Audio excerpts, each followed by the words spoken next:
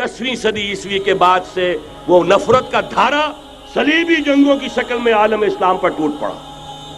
और उसके बाद हाल ही में जो फतह इन्होंने हासिल की, नोट कर लीजिए कि जहां तक प्रोटेस्टेंट मजहब का ताल्लुक है वो तो पहले से इनकी जेब में था। ये वेस्ट का लफ्ज आपने पढ़ा होगा और अखबारात में आता रहा। खलीज की जंग के दौरान वेस्ट एक तो कहते हैं ये भीड़ जो काट जाती है मुंह सूज जाता है, एक ये वेस्ट मुखफ़फ़ है। व्हाइट एंग्लो सेक्सन प्रोटेस्टेंट्स, सबसे पहले यहूद ने उन्हें शिकार किया, अपना आलाकार बनाया। यही वजह है, आपको मालूम है 1917 में अंग्रेजों के जरिए से उन्हें यह इजाजत मिली कि फिलिस्तीन में जमीनें भी खरीद सकते हैं, जायदादें भी खरीद सकते हैं। बालफोर डिक्लेरेशन, इंग्लिस्तान का वजीर खारजा था जिसने कि ये इजाजत दिलवाई है। वरना यह कि खिलाफत उस्मानिया जब तक कायम रही है, खलीफा उस्मानी तुर्क खलीफा ने इजाजत नहीं दी, इसलिए कि हजरत उमर रजी अल्लाह ताला अन्हु ने, यह भी अब तारीख की एक हकीकत बयान कर रहा हूं जो शायद बहुत से हजरात के इल्म में न हो, कि जब यरूशलेम के ईसाइयों ने सरेंडर किया है यरूशलेम, हजरत उमर आए हैं, तशरीफ लाए हैं मदीना मुनव्वरा से चार्ज लेने के लिए। उस वक्त जो ट्रीटी लिखी गई है, जो मुआहदा हुआ है, उसमें वहां के यहूदियों, यहाँ के ईसाइयों ने तय कराया था कि यहाँ आप यहूदियों को आबाद होने की इजाजत नहीं देंगे। यहूदी आ सकता है, ज़ियारत कर सकता है, अपने मकामात मुक़द्दसा को आकर देख सकता है, यहाँ आबाद नहीं हो सकता। और ये कौन शर्त रख रहा है? ईसाई। उस वक्त तक ईसाइयों की दुश्मनी यहूदियों के साथ इस दर्जे में थी। और यही हजरत उमर रजी अल्लाह ताला अन्हु की वो शर्त थी कि सलातीन उस्मानिया, खुलफाए उस्मानिया ने भी, हालांकि यहूदियों ने बड़ी से बड़ी रिश्वत देने की कोशिश की है, सुल्तान अब्दुल हमीद खान को यूं समझिए कि सीमो जर से खरीदने की कोशिश की है, लेकिन इसके बावजूद उनका कि जो फैसला हजरत उमर कर गए थे, जो कमिटमेंट रजी अल्लाह ताला अन्हु उनकी है, मैं उससे सरे मुंह इनहराफ नहीं कर सकता। असल में उसी की तो सदा है जो फ्री मेसनरी के जरिए से खिलाफत का खात्मा कराया गया, कि यही सबसे बड़ी रुकावट है। अगर खिलाफत खत्म न होती और अगर कहीं जिहाद का ऐलान खलीफा उस्मानी की तरफ से हो गया होता, तो ये कही थी बात जब हजरत शेखुल हिंद रहमतुल्लाह अलैह जब ये असीरी में थे माल्टा में, तो वहां का अंग्रेज कमांडेंट उसने चूंकि वो कुछ मुरीद हो गया था या कम से कम अकीदतमंद हो गया था, एक रोज हजरत शेखुल हिंद ने उनसे सवाल किया उस शख्स से कि आप लोग हमारी खिलाफत के पीछे क्यों पड़े हुए? ये तो बीमार, तुम खुद कहते हो, यूरोप का मर्दे बीमार तुर्की, आपको क्या डर है इससे? आप क्यों इस बेचारी खिलाफत के दर पे हैं? उस शख्स ने जवाब दिया था, मौलाना इतने भोलपन के साथ बात ना कीजिए, हम भी जानते हैं, आप भी जानते हैं, अगर कहीं खिलाफत उस्मानिया की तरफ से जिहाद का ऐलान हो गया तो पूरे आलम इस्लाम से लाखों मुसलमान अपने सरों से कफन बांध कर निकल आएंगे। आज इस गए गुजरे दौर में भी इस कमजोर और यूं समझिए कि नाम नेहाद खिलाफत के अंदर इतनी जान है, इतनी ताकत, लिहाजा उसको खत्म किया गया। और खत्म कराया गया किन के जरिए से? वो जो मुसलमान कहलाते हैं थे फ्री मेसन, मुस्तफा कमाल पाशा फ्री मेसन, और उसके जरिए से इन्होंने सारे काम जो करवाए वो दर हकीकत अपनी साजिशों के जरिए से और मुसलमानों को इस्तेमाल करके करवाए। बहरहाल बात लंबी हो रही है।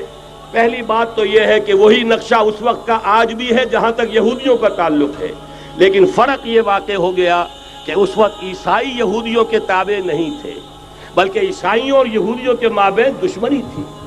आज यहूदी ईसाइयों पर मुसल्लत हो चुका है। फरंग की रगे जहां पंजे यहूद में है, और आज के फरंग का लीडर अमेरिका है। अमेरिका का सदर यूं समझिए कि वो इन यहूदियों का गुलाम है। मजाल नहीं कि उनकी मर्जी से इधर से उधर हो जाए, और अगर कोई गलती से इधर से उधर हो जाए तो उसका पत्ता चाक हो जाएगा। आप देखिए क्या हशर हुआ है बुश का, हालांकि बहुत बड़ा हीरो बनकर निकला था गल्फ वॉर से, लेकिन जरा सा एक बयान दे दिया था कि जो इसराइल को पसंद नहीं आया, तो जो इलेक्शन में चारों शाने चित हुआ है उसका जो हशर हुआ है वो देख लीजिए। तो पहली बात तो ये समझ लीजिए कि आज भी यहूदी, ये न्यू वर्ल्ड ऑर्डर है, न्यू वर्ल्ड ऑर्डर, और इसमें ईसाई दुनिया उसकी आलाकार है। अब सूरत हाल क्या है? ईसाई दुनिया, मैं एक बात बता रहा था बीच में रह गई, कि जहां तक प्रोटेस्टेंट ईसाई थे वो तो पहले इनके हाथ में थे। हाल ही में इन्होंने जो फतह हासिल की है وہ کیتھولک عیسائیت کو بھی اپنے ہاتھ میں لے لیا ہے۔ چنانچہ پوپ صاحب نے فرمان جاری کر دیا ہے کہ ہمارے خداوند یسوع مسیح کے قتل کی ذمہ داری ان یہودیوں پر نہیں ہے، بری کر دیے گئے۔ 1900 برس کے بعد، بلکہ 2000 برس کے قریب ہو گئے، انہیں ایگزونریٹ کر دیا گیا، ایبسالو کر دیا گیا، ان پر ذمہ داری نہیں۔ نتیجہ یہ نکلا ہے کہ ابھی چند مہینے پہلے جو مذاکرات صلح کے ہو رہے تھے، جن میں یاسر عرفات بھی تھے اور یہ اسحاق رابین گیا ہوا تھا واشنگٹن، وہاں سے واپس آیا ہے تو روم میں رک کر پاپائے روم سے ملاقات کر کے تشریف لائے ہیں، انہیں دعوت دی ہے کہ یروشلم آئیے، اور ویٹیکان نے تسلیم کر لیا ہے اسرائیل کو، اور ویٹیکان کا اب جو ہے ایک ایمبیسی، اس کا جو ہے سفارت خانہ وہ یروشلم میں بننے والا ہے، اور پوپ صاحب بھی وزٹ کرنے والے ہیں۔ گویا کہ یہ گٹھ جوڑ اب مکمل ہو چکا، اب کہیں اس میں کوئی کمی نہیں رہی۔ اس یونائٹڈ فورس کے ساتھ یہ نیو ورلڈ آرڈر اس وقت عالم اسلام پر حملہ آور ہے۔ اب اس میں نوٹ کیجئے کہ اس وقت کی فضا ہے کیا۔ عالم اسلام میں سے عالم عرب ان کے شکنجے میں جا چکا، کیوں بنا کر کھڑے ہوئے ہیں اسرائیل کو ماننے کے لیے اور سر تسلیم خم کرنے کے لیے۔ انہیں بلا کر میڈرڈ میں پیش کیا گیا یہودیوں کے سامنے کہ تم جن کے ساتھ ایک ٹیبل پر بیٹھنے کو تیار نہیں تھے، میڈرڈ میں آؤ، آؤ اپنا قبرستان دیکھو، یہ اسپین کی سرزمین جہاں تم نے 800 برس حکومت کی تھی، یہ تمہارا قبرستان، یہاں آؤ اور بیٹھو اور ان کے ساتھ بات کرو۔ گئے تھے کہ نہیں تمام فرنٹ لائن سٹیٹس میڈرڈ میں؟ حالانکہ کوئی بین الاقوامی کانفرنس کبھی میڈرڈ میں نہیں ہوئی، یا تو یہ واشنگٹن میں، بعد میں وہ سارے معاملات واشنگٹن میں چلے، شروع وہاں سے کیا۔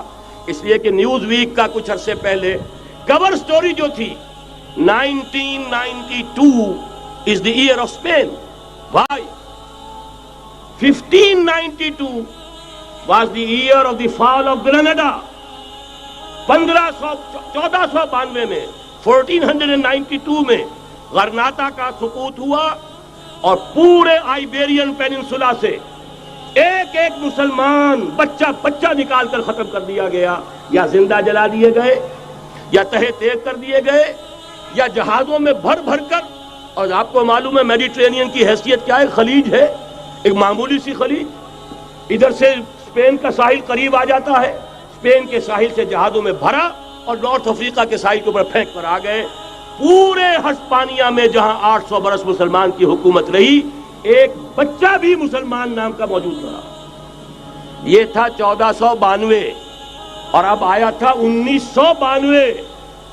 1992 is the year of Spain۔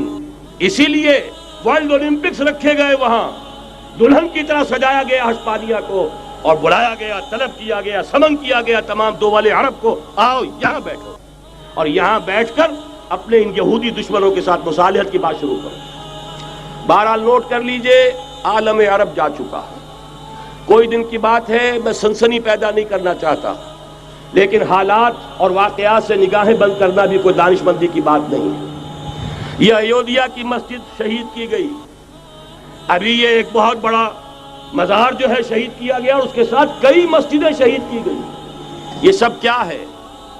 یہ مسلمانوں کی نفس دیکھی جا رہی ہے کہ کوئی غیرت اور حمیت نام کی کوئی شے باقی ہے۔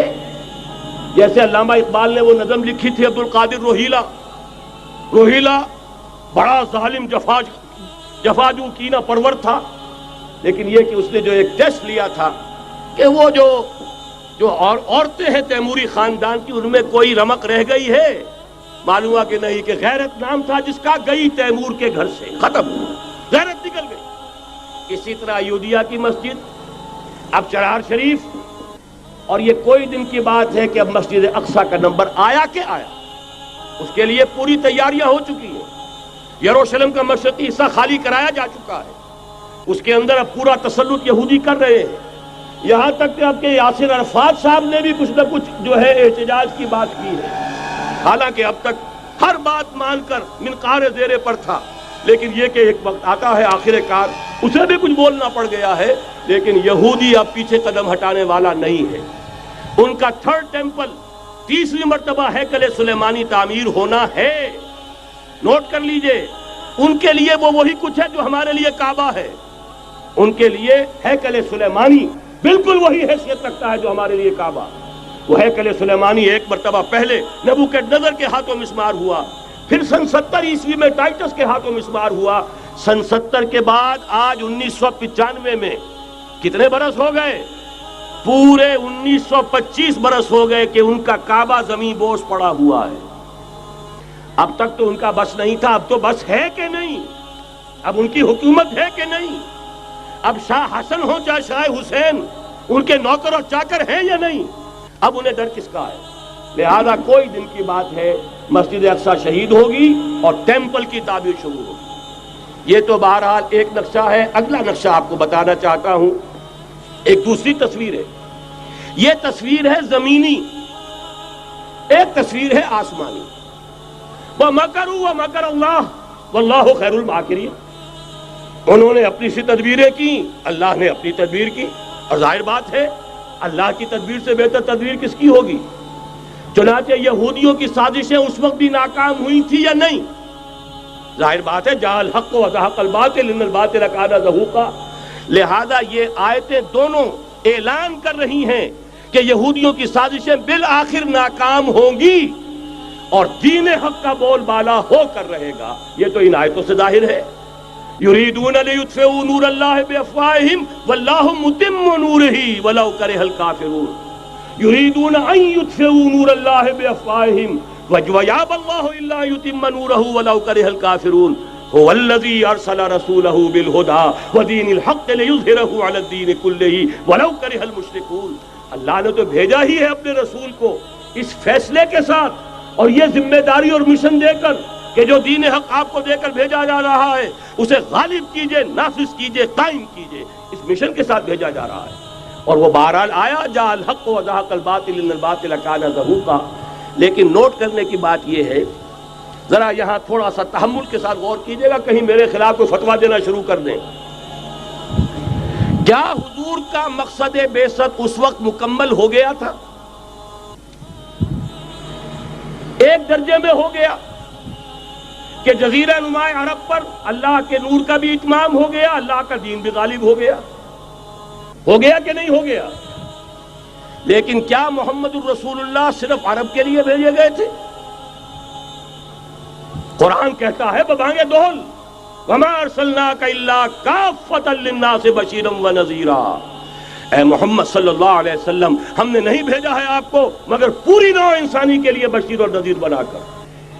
تو جان لیجئے کہ یہ مقصد بعثت محمدی صلی اللہ علیہ وسلم بتمام و کمال اس وقت پورا ہوگا جب کل عالم انسانیت پر، کل روئے ارضی پر اللہ کا دین اسی طرح غالب ہو جائے گا جس طرح کہ محمد رسول اللہ والذین معہ صلی اللہ علیہ وسلم ورضی اللہ تعالی عنہم اجمعین، ان کے ہاتھوں سے، ان کے ایثار سے، ان کی قربانیوں سے، جن کا نقشہ آپ کے سامنے مولانا کھینچ چکے ہیں، ان کے اثار، ان کی قربانیاں، ان کی محنت، ان کی جفاکشی، ان کی سرفروشی، ان کے جان تن من دھن لگا دینے کے نتیجے میں جیسے اس وقت غالب ہوا تھا کل روئے ارضی پر غالب ہوگا، تب کہیں جا کر مقصد بعثت محمدی مکمل ہوگا. یہی وجہ ہے اقبال نے کہا تھا وقت فرصت ہے کہاں، کام ابھی باقی ہے، نور توحید کا اتمام ابھی باقی ہے. لیکن ساتھ ہی خوشخبری بھی دی تھی، یہ چمن معمور ہوگا نغمہ توحید سے. آئے گا وہ دور، یہ چمن معمور ہوگا نغمہ توحید سے، لازماً آ کر رہے گا. هي الحلقات تحفظني بآيات من القرآن، هي الحلقات تملأني بحب المصطفى العدنان.